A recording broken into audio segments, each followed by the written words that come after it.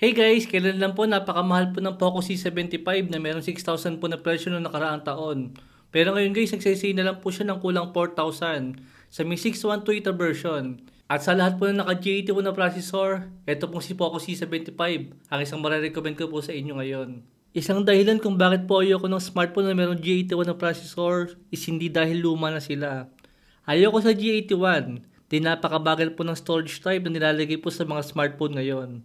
Puro mga naka-eMMC 5.1 lang po ng mga storage type. Sa totoo lang po guys, marami po tayong pwedeng i-consider kung bakit po napakaraming smartphone ang mabagal, pero yung ibang smartphone mabilis. Dito nga po sa mga entry level na mga smartphone. Isang dahilan po kung bakit po mas mabilis gamitin yung mga Unisoc po ng mga processor kahit naka-eMMC 5.1 lang po sila ng storage. Madalas po, pagka po Unisoc ang processor ng isang smartphone, asahan nyo, naka-Read Go edition lang sila. Tulad ditong si Infinix Smart 10, saka po sila Poco C71. Mga naka-Unisoc lang po sila, pero yung Android version po nila is Go Edition lang. Then pagka po naman naka-MediaTek yung processor natin, asahan nyo na, yung Android version po nila is hindi po Android Go Edition. Naka-full Android version po sila. Bukod sa medyo mabigat nga pong gamitin guys yung mga full Android version, tapos sasamahan pa ng mabagal ng storage type. Kaya asahan po natin, pagka G81 po yung processor natin, talaga mabagal po silang gamitin. At ngayon po, balik po tayo sa may Poco C75. Isa to sa magandang smartphone po na meron G81 na processor. Dahil hindi po mabagal yung kanyang storage type. Naka UFS 2.2 po siya na storage type, itong si Poco C75 ngayon. Kaya mas mabilis po siyang gamitin. Compare po sa ibang smartphone na meron G81 na processor, pero naka eMMC 5.1 lang po na storage type. Samahan pa nga po ng 6GB RAM, compare po sa ibang entry level na naka 4GB RAM lang. Dito po sa may Android version niya, brand new ko po nakuha yung smartphone na to nitong August lang. Naka-Android port din po siya guys nung binuksan ko. Pero panalo rin po talaga sa may Android version nito si Poco. Then meron po siya agad available na Android 15 na update. Kaya kahit luma na po yung smartphone na to, hindi pa rin po maluluma yan. Then nga po, updated pa po siya hanggang Android 15 at baka umabot pa po ng Android 16. Compare po sa ibang smartphone brands na Android 14 yung sila mabibili. Baka hanggang masira po yan. Android 14 pa rin. Isang tip ko po sa inyo guys para po medyo bumilis yung ganitong klase ng mga smartphone dito po sa mga entry level. At medyo iwas lag na rin po. Pagtyagaan nyo na pong alisin yung mga ibang mga application na hindi nyo naman po kailangan at mga hindi nyo naman gagamitin. Pampabigat lang po yan. Saka tanggalin nyo rin po yung mga vibration niya at yung mga sounds po pagka pumipinto tayo. Lalo pa nga po dito kay Poco, na bawal pa nga pong alisin yung karamihan po sa mga application. Pero kila Tecno nga po, kila Infinix, sa kila Realme, pwede po natin tanggalin karamihan po sa mga application nila. Lalong-lalo pa nga po yung mga hindi ginagamit.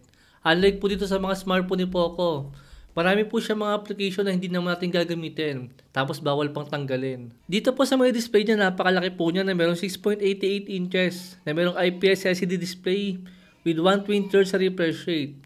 Naka 720p yung resolution natin dyan. Saka third up notch lang po na front selfie camera.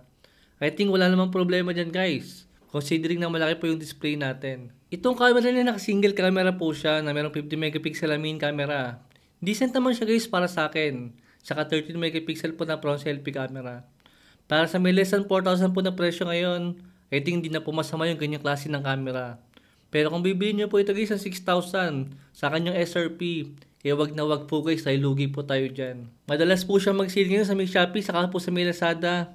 Andyan po yung link, ilalagay ko na lang po kung gusto nyo po mag-order ng smartphone na yan. Pero syempre, tignan po muna natin yung pinaka-performance niya sa may gaming. Sa totoo lang po guys, okay naman ang Helio G80 series. Mula sa Helio G80, G81, G85, G88, G91, at G92 Max. Grabe si MediaTek guys, walang katapusang overclock at walang katapusan na pagpapalit po ng mga pangalan. Pero sa may performance niya, wala po nababago dyan. Panahon po ng G85, okay naman sila, maganda naman ang performance niya, lalo kung pang mobile legends lang ilalaroin natin. Nitong sa G80 wala naman guys, nagkaroon po ng problema. Dahil may mga smartphone po na mayroong mabagal na mga storage type. Saka dahil na nga rin po nagiging mabigat na yung mga games ngayon. Compare po dati na sakto lang noong mga panahon po ng 3 years ago. Even po sa may Call of Duty Mobile, okay din po ang performance niya dito guys, lalo po sa may multiplayer. Sa VR mode guys, medyo makukulangan tayo dito. Dahil pagka po maraming player, saka po malaki yung map, doon po tayo makakaramdam ng konting lag sa kanya. Magigets nyo lang po yung ibig kong sabihin kung galing po kayo sa may UFS 2.2 na storage.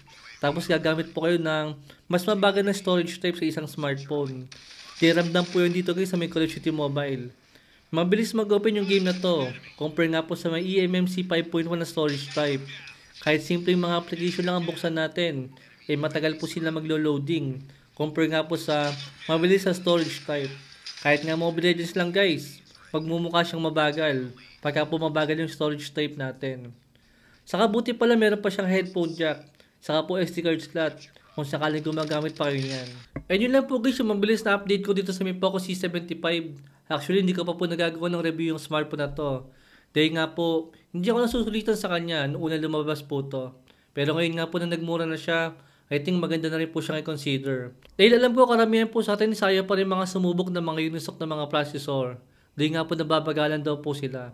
Ito po guys, naka G81 at naka UFS 2.2 na storage type. Kaya kahit pa paano medyo mabilis po itong gamitin. May link po tayo dyan guys sa may description. Thanks for watching.